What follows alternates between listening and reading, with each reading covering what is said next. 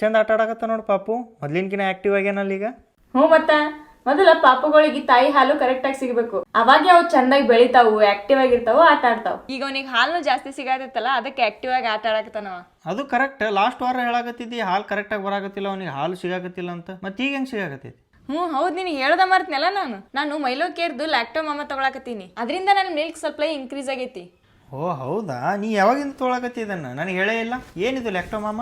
ಇದನ್ನ ಲಾಸ್ಟ್ ವೀಕಿಂದನೂ ತಗೊಳಕತ್ತೀನಿ, ಇದರಿಂದ ಒಳ್ಳೆ ರಿಸಲ್ಟ್ ಸಿಕ್ಕೈತೆ ನನಗೆ. ಲ್ಯಾಕ್ಟೋಮಾಮ 100% ನ್ಯಾಚುರಲ್ ಆಕ್ಟಿವ್ಸ್ ಇಂದ ಆಗಿರೋ ಸಪ್ಲಿಮೆಂಟ್. ಇದು ಡೈಲಿ ಮಾರ್ನಿಂಗ್ 1 ಗ್ಲಾಸ್ ಬಿಸಿನೀರಿಲ್ಲ ಹಾಲೊಳಗೆ ಹಾಕೊಂಡು ಕುಡಿಯೋದ್ರಿಂದ ನಮ್ಮ ಬೇಬಿಗ ಮಿಲ್ಕ್ ಸಪ್ಲೈ ಇನ್ಕ್ರೀಸ್ ಆಗುತ್ತಾ, ಮತ್ತ ಮಿಲ್ಕ್ ಕ್ವಾಂಟಿಟಿ ಬೂಸ್ಟ್ ಆಗುತ್ತಾ, ಮತ್ತ ಎನರ್ಜಿ ಅಂಡ್ ಇಮ್ಯುನಿಟಿನೂ ಕೂಡ. ಇದ್ರೊಳಗ ಶತಾವರಿ, ಸೋವಾ ಮತ್ತ ಇಂತ 5 ಹರ್ಬಲ್ಸ್ ಇರೋದ್ರಿಂದ ಇದು ನಮ್ಮ ಮಿಲ್ಕ್ ಸಪ್ಲೈನ ಜಸ್ಟ್ 1 ವೀಕ್ ಒಳಗ ಬೂಸ್ಟ್ ಮಾಡುತ್ತಾ. ಅಂಡ್ ಇದು ಕ್ಲಿನಿಕಲಿ ಪ್ರೂವನ್ ಕೂಡ ಆಗೈತಿ. Thank you ಲ್ಯಾಕ್ಟೋಮಾಮ.